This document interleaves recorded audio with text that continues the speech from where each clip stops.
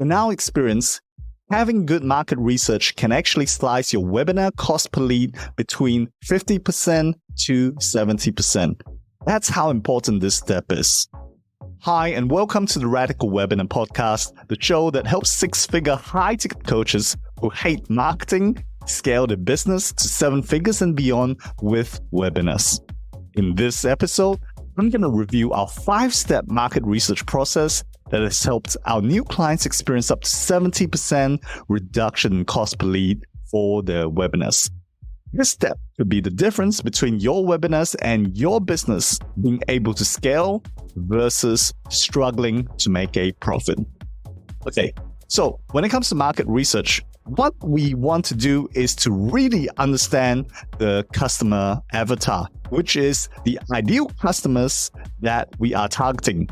So what we are looking for when we're doing the market research for a customer avatar is we want to find out what are their pain points, right? What is keeping them awake at night right now? The second thing we want to find out is what kind of challenges are they experiencing with current solutions that are out there right now. And the third thing we want to find out is what do they actually desire? So why is this important? Because if you say are a coach that helps middle-aged men regain their self-confidence, and the whole thing with your marketing message is you're pitching it towards, hey, you're gonna feel better about yourself and all that stuff, but actually the true desire of your ideal target audience is so that they have the ability to date younger women, then your marketing message is all wrong. In that case, your marketing is going to be super ineffective. The other thing we want to look out for are what kind of emotions that are currently surfacing for them as a result of this problem that they want to have solved. The fifth thing we want to find out is whether there's any jargon, any unique terms, and certain ways that they say things for this market. Because, for example, when we were marketing to accountants, we needed to use certain terms and jargons that only accountants use so that they know that we were speaking specifically to them as accountants. And the final thing is, while you're going through this market research, what you need to do is find out marketing hooks. Marketing hooks are the way that we say things so that we can get the attention of our target audience and then get them to take action on our ads.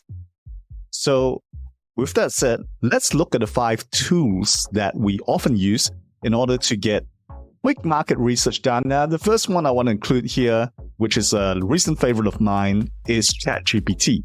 So with ChatGPT, we are able to use it to quickly build our customer avatar. So let's use the previous example where you are targeting middle-aged men with self-esteem issues. And I'm probably one of them, to be honest. And so you type all this into ChatGPT and you tell ChatGPT what are the pain points of middle-aged men. And ChatGPT will tell you, well, they don't look as young as they used to, and they're starting to look a little bit terrible, and the energy levels are dropping.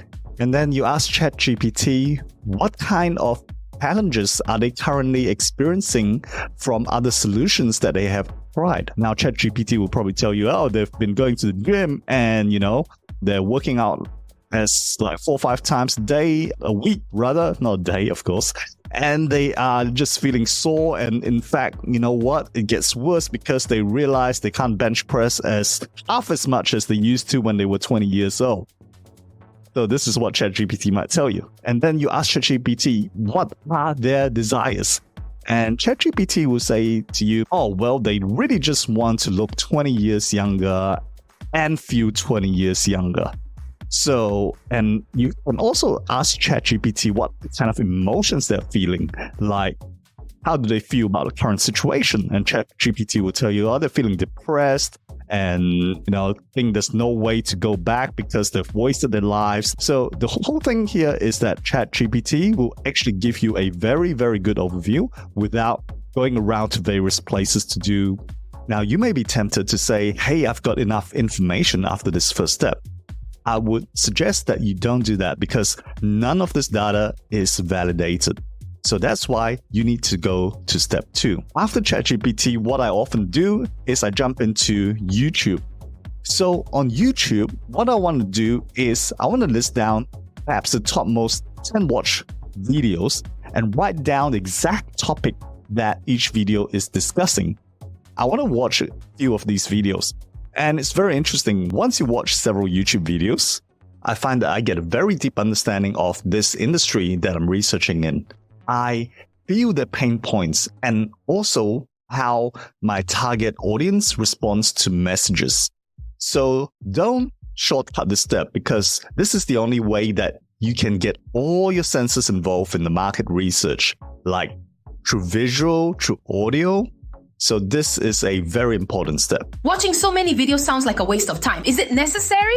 I know this feels like a waste of time, Debbie, but it's actually super important. Did you know that when David Ogilvy, one of the legends in advertising, took up a contract with Rolls-Royce, he spent 3 months just doing market research before writing a single ad. But the ads he wrote for Rolls-Royce brought in countless millions of dollars in sales for many years. Once I finish my YouTube research, what I like to do then is the third one, which is to jump into the Facebook ad library. What I want to do here is to use keywords to find competitors in my space. You can just Google Facebook ad library, and it will show you the various competitors, the various advertisers who are advertising on Facebook.